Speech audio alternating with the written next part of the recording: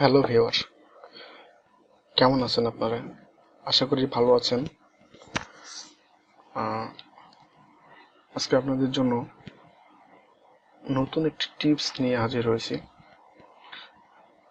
যদিও চ্যানেলটি টিপস বিষয়ক নয়, তারপরও হাজির হলাম আপনাদেরকে সুন্দর একটা বিষয় জানানোর জন্য। বিষয়টা হচ্ছে কিভাবে আপনি খুব সহজে গুগল রেজিস্ট্রেশন ফর্ম তৈরি করবেন।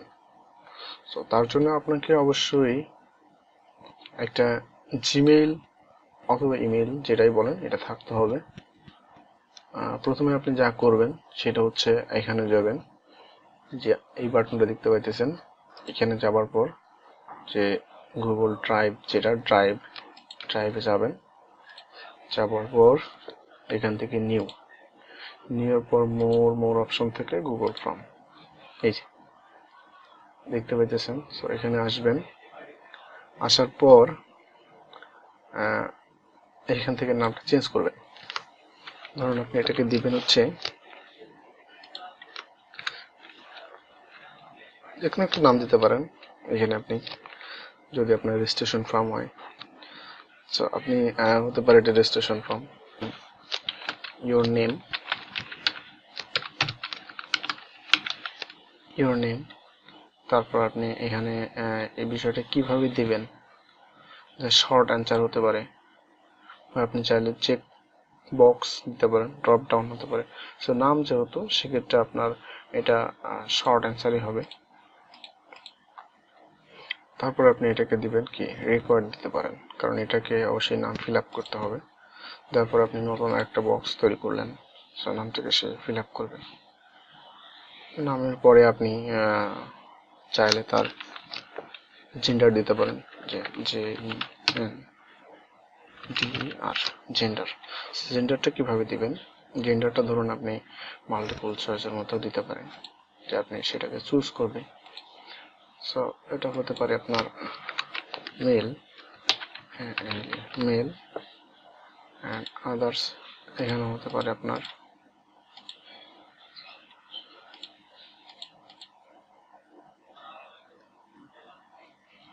এটা এখানে হচ্ছে ফিমেল।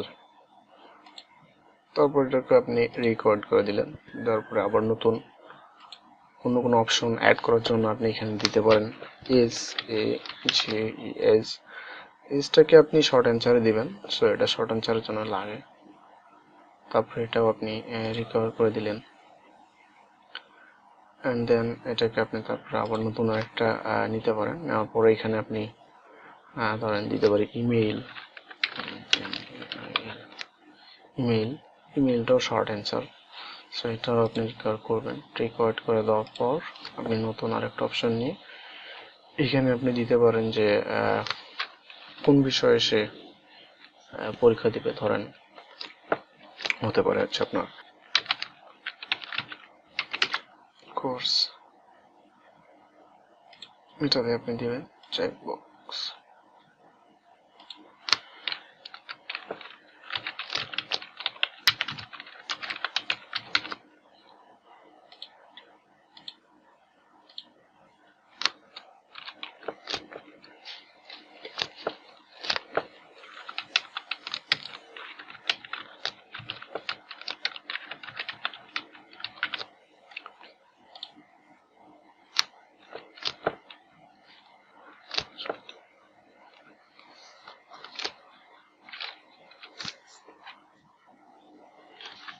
তারপর আপনি দিতে পারেন ডিজিটাল মার্কেটিং অ্যান্ড আদার্স। আপনি আরও দিতে পারেন, ধরুন ভিডিও এডিটিং,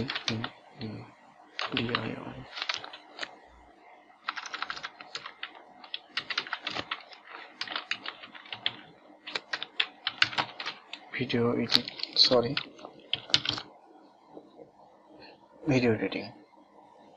সো এখানে আপনি এরপরে আর যদি কিছু দিতে চান, ধরুন মোবাইল নাম্বার,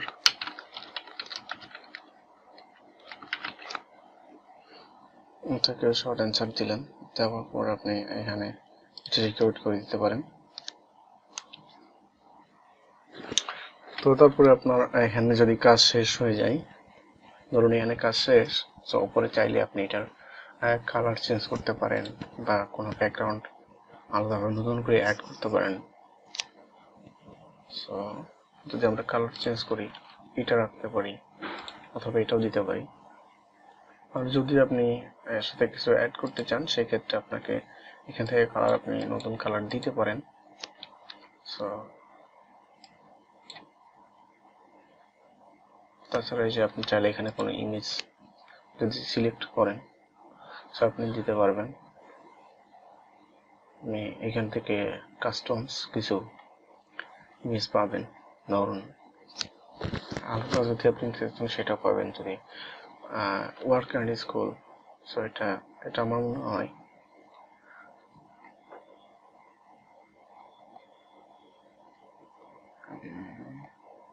এটা দেওয়া যেতে পারে। সো এটা দেওয়ার পরে আপনি সিলেক্ট করার পর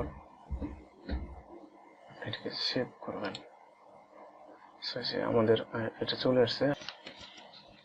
তো চলুন আমরা প্রিভিউ ক্লিক করি। প্রিভিউ ক্লিক করার পর এই যে আমাদের এখানে একটা চলে আসছে। সো আমরা যে কোনো একটা নাম দিতে পারি, ধরুন এবিসি, জেন্ডার মেল, এজ হতে পারে 21, তারপর আপনার যে কোনো একটা মেইল দিলাম আমরা